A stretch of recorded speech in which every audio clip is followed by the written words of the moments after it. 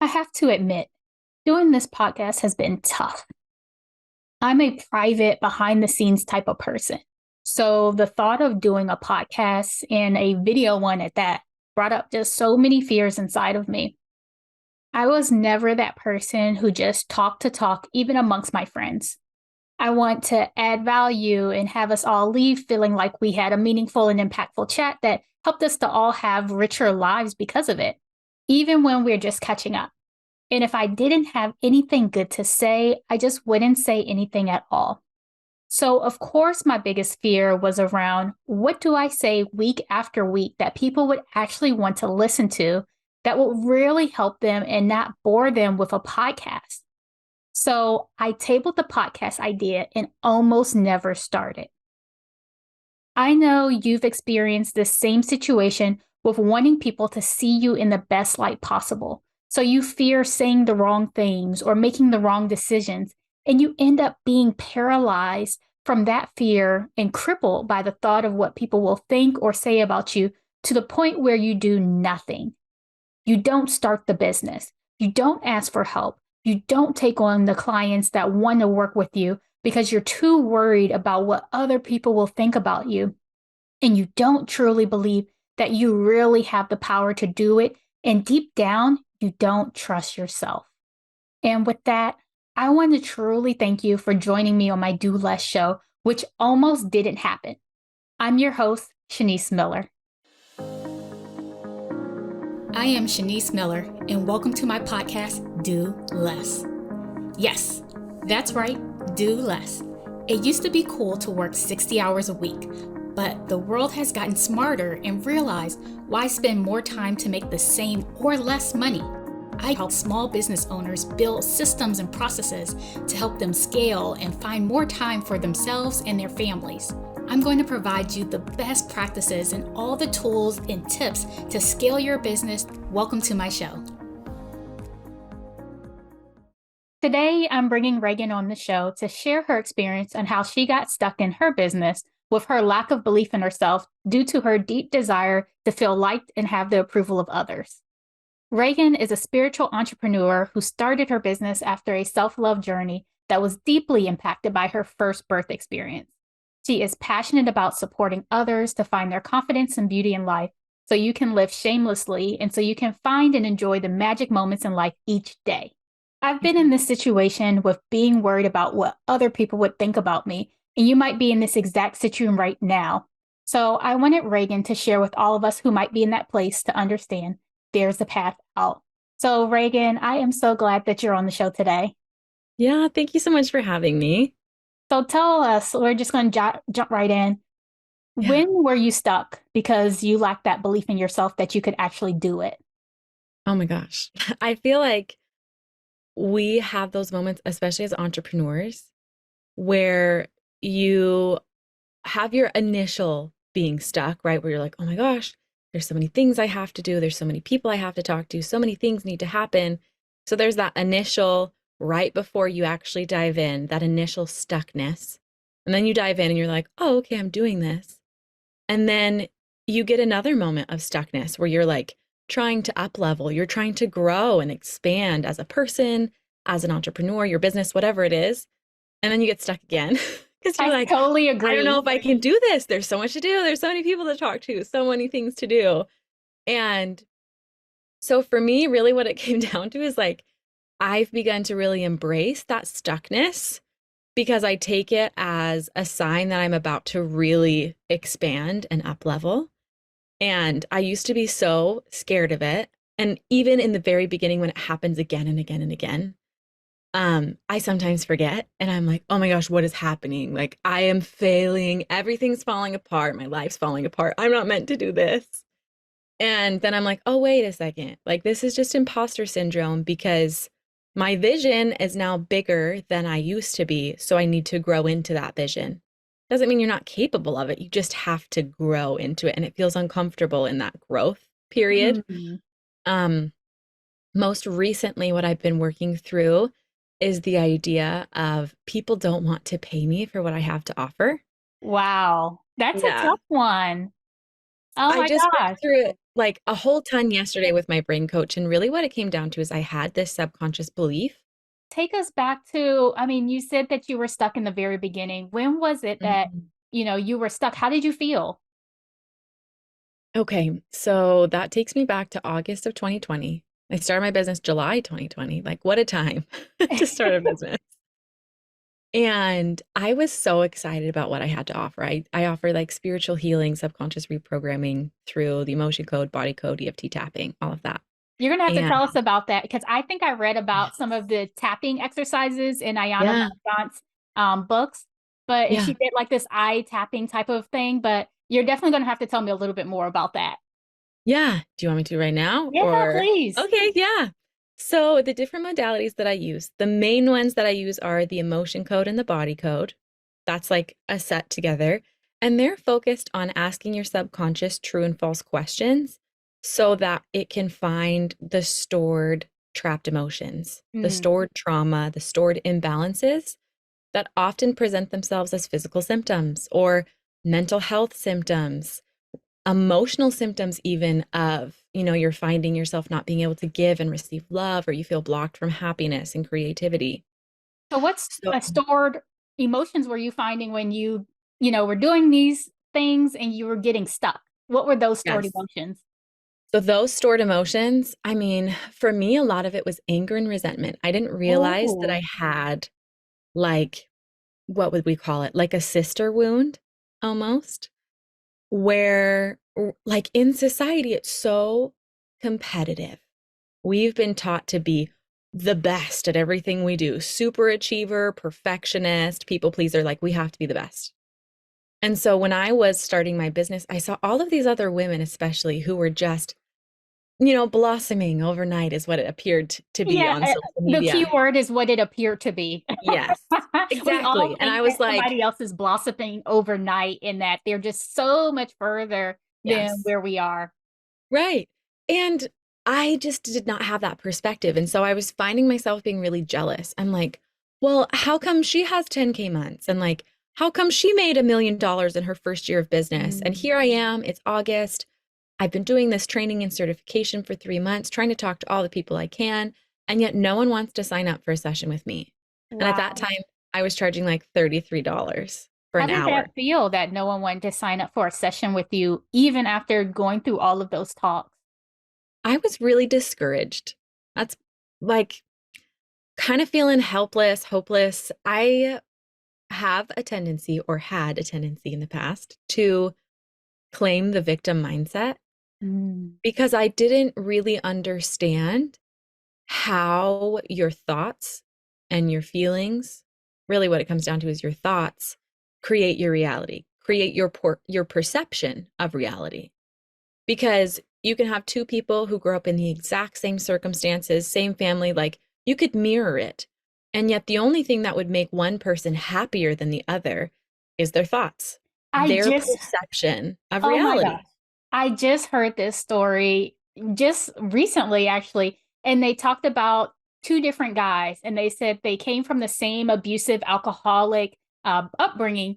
And one brother was homeless, living on the streets, and a guy interviews him, and he Mm, goes, how'd you get this way? And he goes, I got this way because I came from an abusive alcoholic, uh, you know, just really bad upbringing and household, and he had another brother. So they went to the other brother, found him, interviewed him. He was so successful, a beautiful family, everything, never drunk. And he said, "How did you, become this way?" And he said, "I became this way because I had an abusive upbringing with mhm. a alcoholic, family background." And Yep. that is just the perfect thing that I heard and saw, that I just definitely agree 100% with you that if your perception on reality of the life, why did you think that you had that victim mentality starting off? What created that in you? Oh man. Um, I'm like trying to think the very first thing that could have triggered that. Well, I grew up with four brothers. I'm the only girl, so I had four brothers. And we were all like, there was such a wide range of our age that it was so easy to get in conflict. And it was so easy for me as the only girl to be able to get my dad, especially, to side with me. And I was younger. I was the Mm. fourth out of the five of us. So not only was I younger, but I was also the only girl. And The so I could princess. claim, yeah, I could claim being a victim and and get more of what I wanted. And as I got older, I actually experienced some sexual abuse as a child. Mm. And that kind of just fed into, being a victim because everyone talks about it as I was a victim of abuse. I was a victim of circumstances. And while there's truth to that statement, there's also truth to the statement of I was a survivor of it. But it was that reframe needed to happen. And I wasn't ready for that reframe until I was in college. Mm. And I was like, oh, wait a second. Like, that happened and it had nothing to do with me and like me causing it and had everything to do with the other person. But until until I went through like, my parents finding out about it when I was a teenager and like 6 or 8 years of therapy and being a victim and like, really falling prey to my negative thought patterns and spirals and um just society had taught me that it was easier to claim being a victim because then you had an excuse for why you weren't succeeding Yeah. rather than, you know, if I were to be so good at something, it would be like, oh, well, like your abuse just made you stronger. And it's like, well, no, what I learned, the tools that I gained, the resources I have now, because I had to work through the trauma from the abuse is what made me stronger. And so now I've claimed ownership where I'm no longer a victim and I'm a survivor. And that has continued to mirror itself in my business where like a circumstance might happen, like I've put on events where no one has signed up virtually and in person and I've had to cancel them because no one signed up and no one showed up. Wow. And it's so easy. It's so easy to fall into that. Well, no one wants to pay me for what I have to offer. I must not be good at this, like I'm not following my purpose. It must not be aligned. I must not be aligned. Like it's so easy I must to not be good fall. enough. Yeah, it's so easy to fall victim to that mindset because, for 20 years, that's what I had trained my brain to do. And so now, even though it's been 8 years of consciously trying to retrain my brain, it still sometimes feels like my comfort zone to fall back into the victim mindset. Mm. Wow. That was incredible. Thank you so much for sharing all of that with me Yeah, because that was really, oh my gosh, that just having to go through that and then I couldn't imagine. yeah, yeah. So just kind of jumping back, you were talking about you work with a coach. Could you tell us a little Mhm. bit about your work with the coach that you had? Yes, yeah. So she's a brain coach specifically. And she focuses on changing your thought pattern and finding the really sneaky subconscious thoughts. So the one that we found yesterday, it started with me reaching out to a local fitness studio and I wanted to host a healing circle locally. And I asked how much, it costs to rent the space for an hour. She gave me the price and instantly I was like, well, what if I can't make that back? What if nobody signs up and I don't break even? And it was like, the cost of the space is like less than what I charge per hour of the services that I offer. So it's like, it wasn't the number that was making it scary. It was, or what we found was this thought of, I'm going to put all this effort in, I'm going to invest. And that fear of, what if it's not returned? What if no Yep. one else invests in me? What if no one else trusts me to lead them and no one pays me? And then I'm in the deficit. What if no one Yeah. shows up again? How did you And get past that yeah, because you'd already experienced that in the past where no one yeah, showed up. So how did you get past that? yeah. Well, what my brain coach really focuses in on is looking at how your brain chemically works, like the organ itself. What's its purpose? Well, its purpose is to like keep you alive. So it's going to avoid things Mm. that feel dangerous. And what she taught me is that your body, the pain receptors for like if you're getting stabbed, the same pain receptors light up when you get rejected. Like your body Mm. feels like you're being stabbed. And if you think of it from an evolutionary standpoint, if we were rejected from our communities way back when, and we were shunned, like we would have died. We would have been, mauled by animals. Yeah.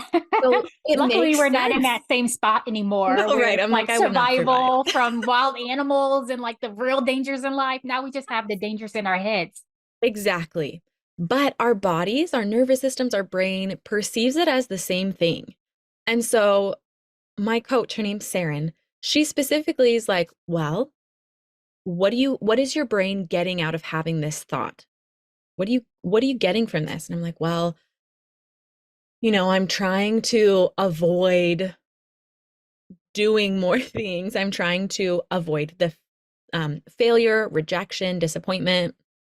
And my brain's trying to conserve energy. And she's like, okay, so with that in mind, like it makes sense why you would feel this way.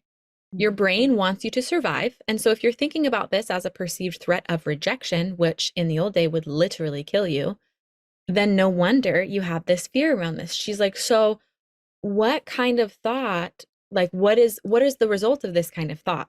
And I'm like, well, I avoid what's going to get people to show up because I'm already afraid of rejection.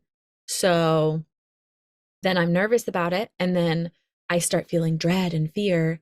And so I show up less. I do less email marketing. I do less social media marketing. She's like, and what's the result of that? I'm like, well, I'm exhausted. I'm like so exhausted about thinking about the possibility of rejection that I don't do anything and I set myself up I for am so rejection. glad you said that because that is like one of the biggest things that I see and that I've had to Yeah, overcome myself, which I'm getting so caught up in that thought or that fear of like, what if this didn't happen? What if this doesn't go right? That it's just like, I'm not doing anything. And exactly. so it's like you're not doing anything, but your mind is so consumed with all those thoughts of what if that you're feeling exhausted without even producing any results. And I had to Right. come to that conclusion. And I read that quote that said, if you believe you can, or if you believe you cannot, you're correct. And Exactly. that really changed. That was a game changing quote for me because then Mhm. I was just like, every time I got into that, that brain wondering, like, okay, what am I about to do next? Yeah. I'm so worried. What if this doesn't work out? I would say, let me do less. If I believe I can or I believe I can't, I am correct. And Yeah. I would just go and say, let me believe that I can, at least try it, go down this road instead of getting so caught up in all of those negative thoughts. And like you, I had to retrain my brain. Yeah. So Exactly. I think that is definitely, yeah, oh my gosh. So what were Yeah. her other techniques she told you?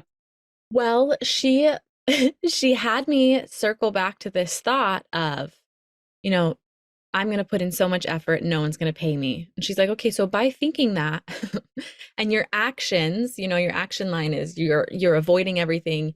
You're avoiding thinking about even thinking about being rejected. And your result is that you're so exhausted that you can't do the things that you want to do or need to do in order to bring success. So your brain's desire to conserve energy by avoiding the discomfort is actually more exhausting and you're expending more energy than if you actually did the thing that was uncomfortable.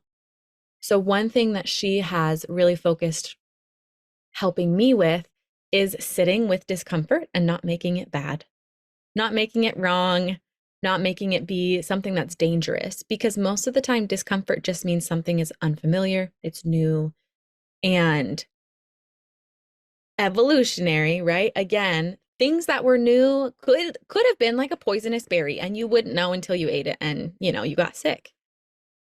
And so our body perceives new things the same way. And if you can just recognize the feeling, the actual physical sensation in your body, and sit with yourself and say, like, okay, I feel really anxious, really nervous. There's lots of fear. There's like a knot in my stomach or tightness in my chest. There's a lump in my throat. In this exact situation, like, am I actually being chased by a bear? Mm.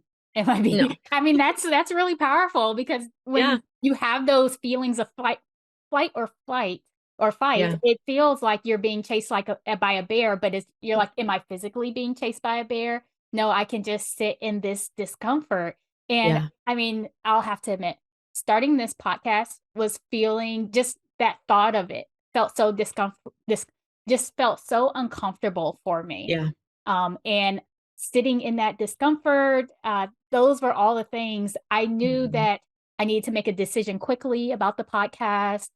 I Mhm. bought the shiny this shiny mic and everything. Yes.